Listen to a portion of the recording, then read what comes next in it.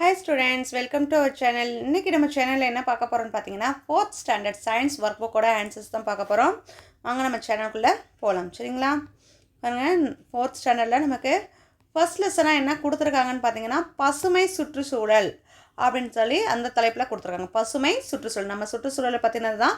அந்த சுற்றுச்சூழலை நம்ம எப்படி பசுமையாக வைத்துக்கொள்வது அப்படின்ற விஷயங்கள் தான். ஆல்ரெடி இதுக்கு உண்டான தகவல்கள் எல்லாமே நீங்கள் ஸ்கூல் புக்ஸில் படிச்சிருப்பீங்க. அதுக்குண்டான பயிற்சி புக்கோட ஆன்சர்ஸ் தான் நம்ம இங்கே பார்க்க போகிறோம். இதில் ஃபஸ்ட் பார்த்தோன்னே குப்பையின் பயணம் அப்படின்னு சொல்லி கொடுத்துருக்காங்களா.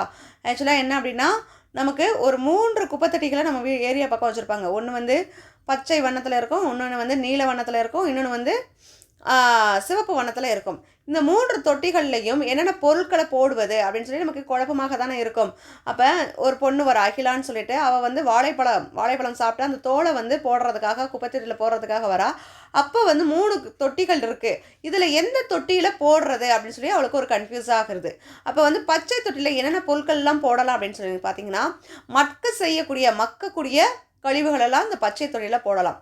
அதுக்கடுத்து நீல தொட்டியில் என்ன போடலாம் அப்படின்னா, மறுபயன்பாட்டுக்கு பயன்படக்கூடிய பொருட்கள் எல்லாம் இதில் போடலாம்.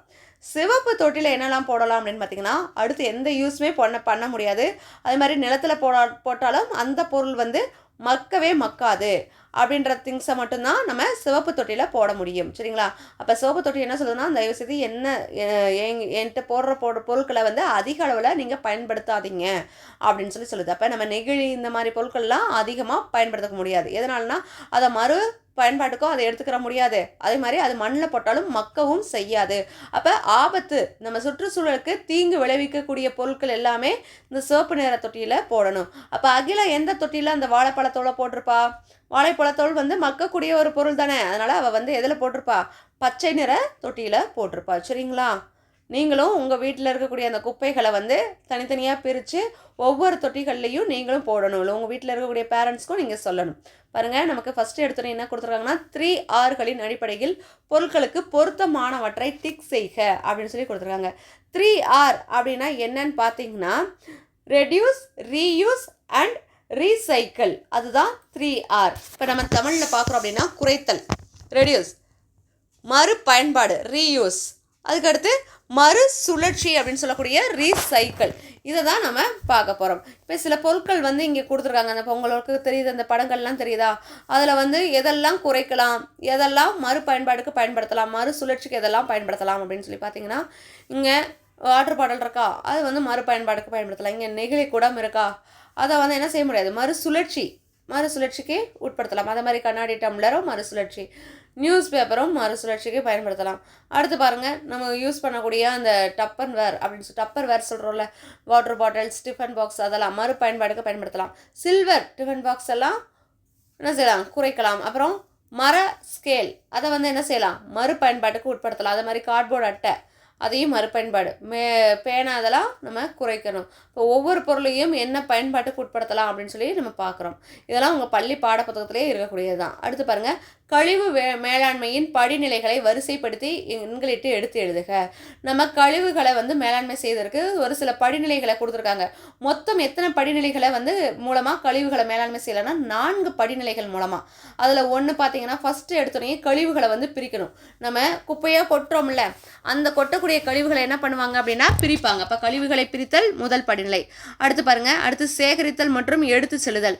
நம்ம ஏரியாக்கெல்லாம் வந்து சேகரிக்கிறாங்களா, அப்போ அதை சேகரித்தல் மற்றும் எடுத்து செல்லுதல் 2வது படிநிலை. அடுத்து 3வது படிநிலை மறுசுழற்சி செய்தல் மற்றும் உரம் தயாரித்தல். நம்ம பார்த்தோமா, மறுசுழற்சி எதெல்லாம் செய்வாங்க, எந்த பொருட்கள் எல்லாம் உரம் தயாரிக்க பயன்படுத்துவாங்க, அது வந்து 3வது படிநிலை. 4வது வந்து கழிவுகளை அகற்றுதல். கழிவுகள், இந்த பிளாஸ்டிக் பொருள் இதெல்லாம் இருக்குல்ல, அந்த கழிவுகளையெல்லாம் அகற்றுதல், இதுதான் 4வது படிநிலை. அதுதான் நம்ம இங்கே எழுதியிருக்கோம். ஃபஸ்ட்டு கழிவுகளை பிரித்தல், அடுத்து கழிவுகளை சேகரித்தல் மற்றும் எடுத்து செல்லுதல், அப்புறம் கழிவு மறுசுழற்சி செய்தல் மற்றும் உரம் தயாரித்தல், அடுத்து கழிவுகளை அகற்றுதல். அடுத்து பாருங்கள், உற்று நோக்கிய கழிவுப் பொருட்களை பட்டியலிடுக அப்படின்னு சொல்லணும். நம்ம வீட்டில் இருக்கக்கூடிய கழிவுப் பொருட்களை பார்த்து அந்த கழிவு மேலாண்மை செய்யும் விதம் இதெல்லாம் பார்க்குறோம். காய்கறி கழிவுகள்லாம் கழிவு மறுசுழற்சி செய்யலாம். அடுத்து நெகிழி பைகள், நெகிழி குடுவையெல்லாம் கழிவு நீக்கம் தான் செய்ய முடியும். அடுத்து செய்தித்தாள்லாம் கழிவு மறுசுழற்சி செய்யலாம். அப்புறம் கண்ணாடி குடுவைகள்லாம் கழிவுகளை சேகரித்தல் மற்றும் எடுத்து செல்லுதல் அந்த வகையில் அடங்கும். சரிங்களா? அடுத்து நம்ம இப்போ ஸ்கூல் புக்கில் இருக்கக்கூடிய பக்க எண் 70 இருக்கக்கூடிய அந்த இதை பார்த்துட்டு நம்ம இங்கே கீழே இருக்கக்கூடிய கொஸ்டினுக்கு ஆன்சர் பண்ணணும். பாருங்கள், மக்கும் கழிவுகள் அப்படின்னு சொல்லி கொடுத்துருக்காங்க. இதெல்லாம் மக்கக்கூடிய கழிவுகள் பார்த்தீங்கன்னா காய்கறி கழிவுகள், பழத்தோலின் கழிவுகள், மட்டை தட்டு, மூங்கில் பாய், காய்ந்த செடி, தேங்காய் மூடி, விளக்கமாறு, இதெல்லாம் என்னது மக்கக்கூடிய கழிவுகள். அப்புறம் மறுசுழற்சி செய்யக்கூடிய கழிவுகள் எல்லாம் என்னென்னு பார்த்தீங்கன்னா காகிதம் மற்றும் அட்டை, இதெல்லாம் போட்டால் மறுசுழற்சி செய்யலாமா. அப்புறம் நெகிழி, லோகங்கள், அப்புறம் கண்ணாடி பொருட்கள்.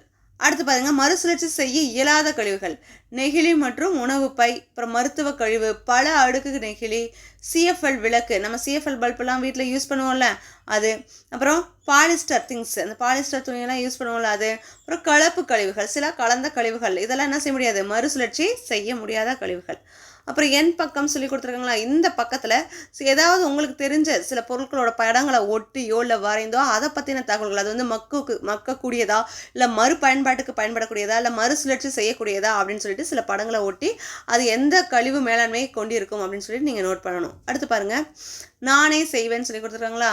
பாருங்கள், வாழைப்பழத்தை சாப்பிட்ட பின்பு தோலை எந்த நிற குப்பை தொட்டியில் போட வேண்டும். நம்ம பார்த்தோமா, பச்சை நிற குப்பை தொட்டி. அடுத்து கழிவு மேலாண்மையின் 4 படிநிலைகளில் சரியான வரிசை எது. இங்கே கழிவு மேலாண்மையோட 4 படிநிலைகளை கொடுத்துருக்காங்க. அதோட சரியான வரிசை எது அப்படின்னா ஃபர்ஸ்ட்டு நம்ம 2வது கழிவுகளை பிரித்தல். அடுத்து பாருங்களேன், கழிவுகளை சேகரித்தல் மற்றும் எடுத்து செல்லுதல்.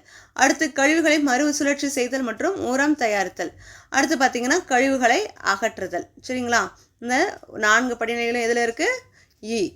அடுத்து கீழ்காணும் கழிவுகளில் மக்காத கழிவு எதுனா நெகிழி. இலை, காய்கறி கழிவுகள், பழக்கழிவுகள்லாம் மக்கக்கூடியது, நெகிழி மட்டும் மக்காத கழிவு.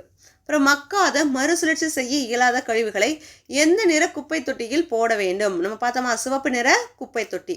அடுத்து கீழ்காண்பவற்றுள் தவறான இணை எது அப்படின்னு பார்த்தீங்கன்னா பாருங்கள், பயன்படாத நெகிழி குடுவை கொண்டு எழுதுகோள் தாங்கி செய்தல் வந்து மறுபயன்பாடு தான், அது சரி. துணிப்பை பயன்பாடு வந்து கழிவுகளை குறைத்தல். அடுத்து பழைய காகிதங்கள் மறுசுழற்சி செய்யலாம். மை பேனா பயன்படுத்துதல் மறுசுழற்சி செய்ய முடியாது. அப்போ இதுதான் தவறான இணை. சரிங்களா. அடுத்து 3Rகள் எவற்றை குறிக்கின்றன. நம்ம பார்த்தோமா, 3Rகள் குறைத்தல், மறுபயன்பாடு, மறுசுழற்சி. அடுத்து பாருங்கள், கீழ்காண்பவற்றுள் எப்பொருளை பயன்படுத்தினால் கழிவுகள் உருவாதலை குறைக்க முடியும். லோக பாத்திரத்தை பயன்படுத்தணும்னா கழிவுகளை குறைக்க முடியும். நெகிழி குடுவை, நெகிழி பை, பாலிஸ்டர்லாம் கழிவுகளை வந்து குறைக்க முடியாது. அடுத்து ஒரு பொருளை மீண்டும் மீண்டும் ஒரே பயன்பாட்டிற்கோ இல்லை வேறு பயன்பாட்டிற்கோ பயன்படுத்துவதை டேஸ் என்கிறோம் அப்படின்னா மறுபயன்பாடு செய்தல். மறுபயன்பாடு, ரீயூஸ் செய்தல் சொல்கிறோமா, அதுதான். அடுத்து பொருட்களை வாங்குவதற்கு துணிப்பைகளை பயன்படுத்தலாம். இது வந்து கூற்று 1ல் கொடுத்துருக்காங்க. கூற்று 2ல் கூற்று 1ஆனது 3Rகளில் கழிவுகளை குறைத்தல் என்ற வகையினை சார்ந்தது. இப்போ கழிவுகளை குறைக்கிறதுக்கு நம்ம என்ன செய்யலாம், துணிப்பையை போய் எடுத்துகிட்டு போகலாம். இதுவே நெகிழி பைகளை நீங்கள் வாங்கினீங்கன்னா அந்த கழிவுகள் வந்து அதிகமாக தானே ஆகும். அப்போ ரெண்டுமே கரெக்டு தான். கூற்று 1 மற்றும் கூற்று 2 கூற்றுகளும் சரி. அடுத்து பாருங்கள், தவறான இணையை எடுத்து எழுதுக. இங்கே பாருங்கள், மக்காத கழிவு அப்படின்னு சொல்லிட்டு உதிர்ந்த இலை கொடுத்துருக்காங்க. உதிர்ந்த இலை வந்து மக்கக்கூடிய கழிவு தான், மண்ணில் போட்டுனே அது மக்கி போயிடும். ஆனால் மக்காத கழிவு அப்படின்னு சொல்லி கொடுத்துருக்காங்க. அப்போ இதுதான் தவறான இணை. சரிங்களா. இப்போ இதுதான் ஆன்சர். ஆனால் நமக்கு கரெக்டாக கொடுத்துருக்கிறதெல்லாம் எதுன்னு பார்க்கலாமா. மக்காத மறுசுழற்சி செய்ய இயலும் கழிவு. மக்காது ஆனால் மறுசுழற்சி அதை செய்யலாம். கண்ணாடி செய்யலாமா. அதே மாதிரி மக்காது மறுசுழற்சி செய்ய இயலாத கழிவு.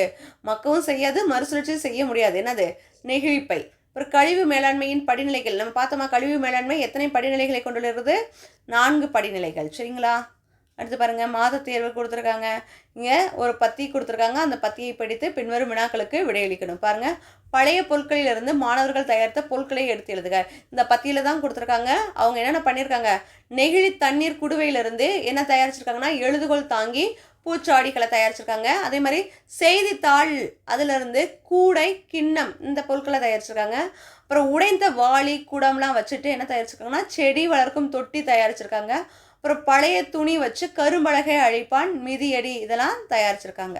அடுத்து பாருங்கள், பத்தியில் கொடுக்கப்பட்டுள்ள மறுசுழற்சி செய்யப்பட்ட கழிவுகள் எவை அப்படின்னா இதில் எதெல்லாம் மறுசுழற்சி செய்ய முடியும் அப்படின்னா நெகிழி தண்ணீர் குடுவை செய்ய முடியாது, செய்தித்தாள், உடைந்த வாளி, குடம் செய்ய முடியாது, பழைய துணி இதெல்லாம் மறுசுழற்சி செய்ய முடியும். அடுத்து பாருங்கள், மறுபயன்பாடு செய்யப்பட்ட கழிவுகள் எவை அப்படின்னா செய்தித்தாள்களை பயன்படுத்தி கூடை, கிண்ணங்கள் தயாரித்தனர். இப்போ மறுபயன்பாடு இதெல்லாம் செஞ்சு அவங்க அந்த கழிவுகளை இது பண்ணிட்டாங்க. பத்தியில் இடம்பெற்றுள்ள மக்காத கழிவுகளை பட்டியலிடுகன்னு கொடுத்துருக்காங்க. நெகிழி தண்ணீர் குடுவை, உடைந்த வாளி, குடம் இதுதான் என்னது மக்காத கழிவுகள். அடுத்து உடைந்த வாளி மற்றும் குடத்தை பயன்படுத்தி பூந்தொட்டிகள் செய்தது 3 ஆறுகளில் எவ்வகையை சார்ந்தது? 3 ஆறுகள் பார்த்தோமா, குறைத்தல், மறுபயன்பாடு, மறுசுழற்சி அப்படின்னு சொல்லிட்டு. அதில் உடைந்த வாளி மற்றும் குடத்தை பயன்படுத்தி பூந்தொட்டிகள் செய்தது மறுபயன்பாடு. அந்த பொருளை வச்சு நம்ம மறுபயன்பாடு ரீயூஸ் தான் பண்ணோம். இப்போ மறுபயன்பாடு வகையை சார்ந்தது. ஓகே ஸ்டூடெண்ட்ஸ், அடுத்து பாருங்கள், இதில் என் பக்கம் அப்படின்னு சொல்லி கொடுத்துருக்காங்க. இதுலேயும் நீங்கள் மக்கக்கூடிய கழிவுகள், மக்காத கழிவுகள் அப்படின்றத பிரித்து அதை வந்து இங்கே பேஸ்ட் பண்ணி அதுக்குண்டான தகவல்களை இந்த பக்கத்தில் நீங்கள் எழுதலாம். இது உங்களுக்கு உண்டான ஆக்டிவிட்டி ஒர்க். சரிங்களா குழந்தைங்களா? ஓகே, இன்றைக்கு நம்ம இந்த ஒர்க் புக்கில் இருக்கக்கூடிய ஆன்சர்ஸ்லாம் நம்ம பார்த்தாச்சு. அடுத்த ஒரு கிளாஸில் நம்ம வேறு லெசனுக்கு உண்டான ஆன்சர்ஸை நம்ம பார்க்கலாம். Okay students, thank you.